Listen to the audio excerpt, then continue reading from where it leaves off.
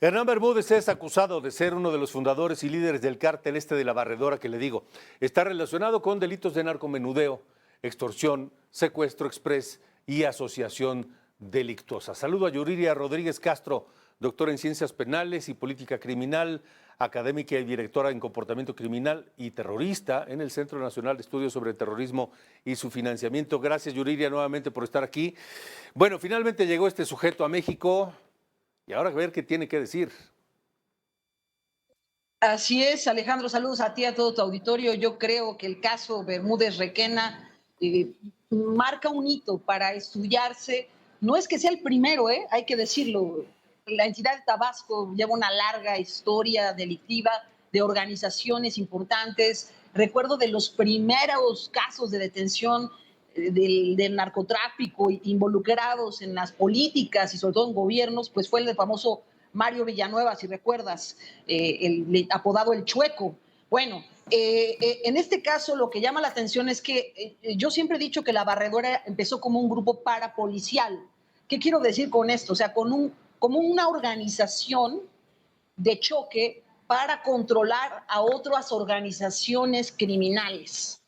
Y surge, fíjate, ¿de dónde, no? Entre la estructura política que se ha coludido con el narcotráfico y el propio narcotráfico para lograr un efecto limpieza de la entidad.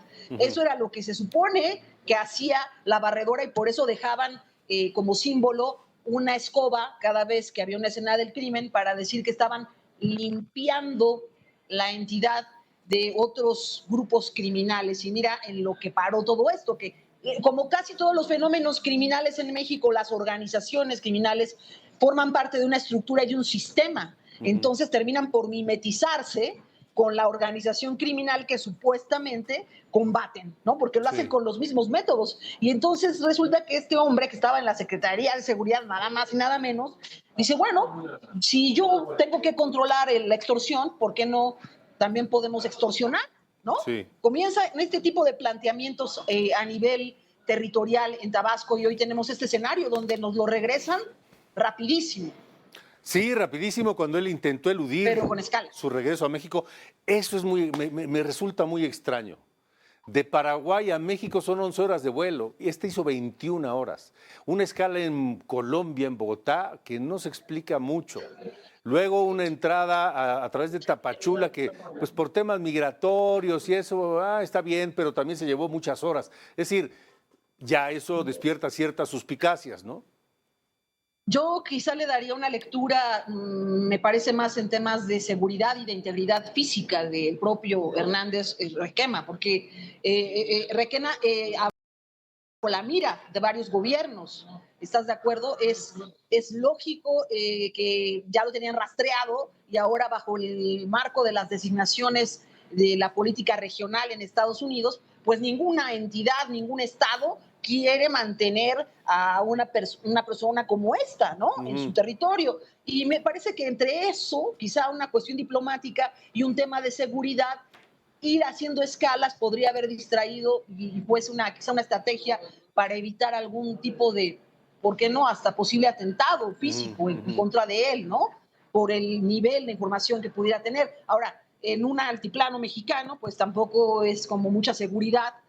No sé cuánto tarde el gobierno de Estados Unidos, si es que lo solicita. Creo que va a ser uno de los elementos de intercambio.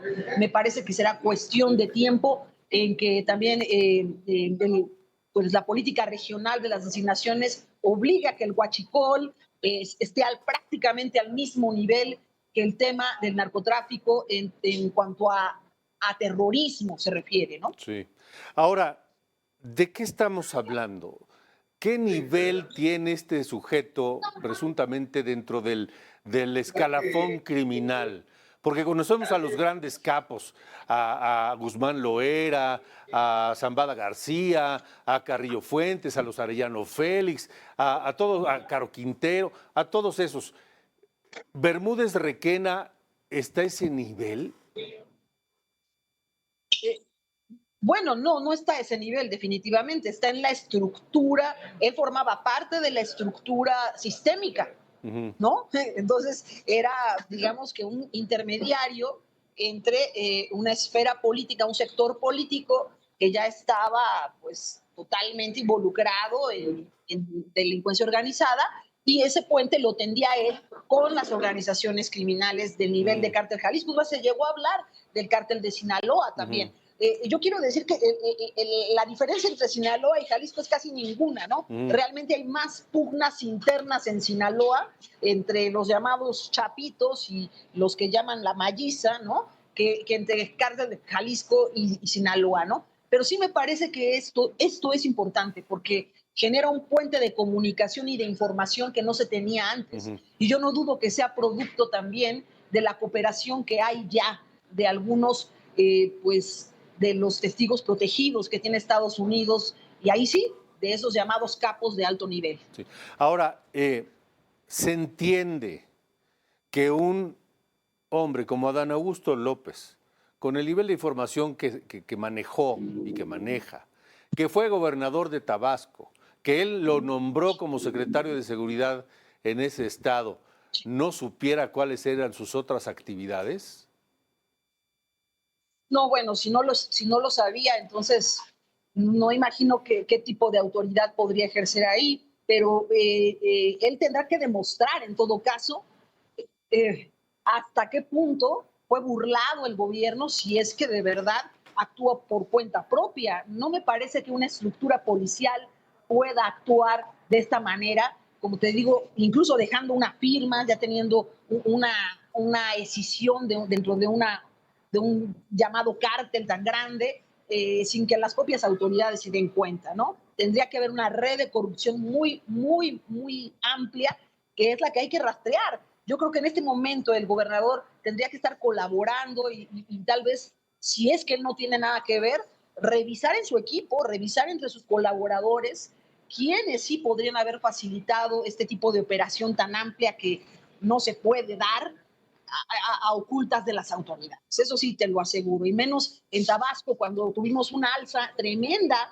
¿no? En delincuencia organizada, se decía que Tabasco estaba ardiendo. Pues sí, había incendios por todas partes, el huachicol estaba aumentando. Entonces creo que hoy más que nunca es importante tanto para el gobierno de la presidenta Claudia Sheinbaum como para el gobierno de López Obrador que se aclare la participación del exgobernador Adán Augusto, porque además fue secretario de Gobernación también y tendrá en algún momento quizá que rendir declaración.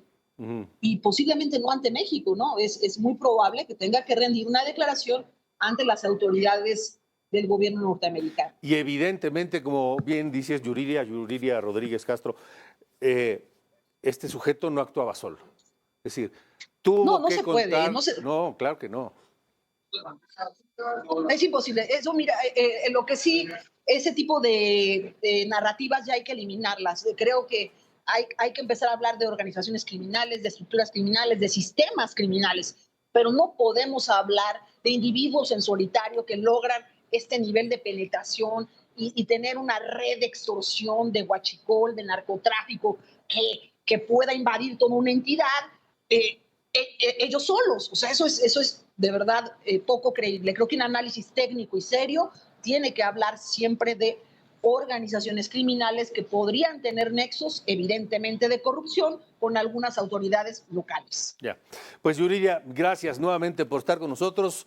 Esperemos a ver cómo se van dando las cosas para irlas comentando y conociendo tu análisis. Por lo pronto, Alejandro, como lo dijimos, esto de las designaciones iba a escalar hacia otros delitos y ahí está el tema de huachicol. Yo no dudo que sean requeridos a algunos de estos sujetos por las autoridades regionales, las autoridades de Estados Unidos. De acuerdo, pues estaremos atentos. Gracias, Yuriria.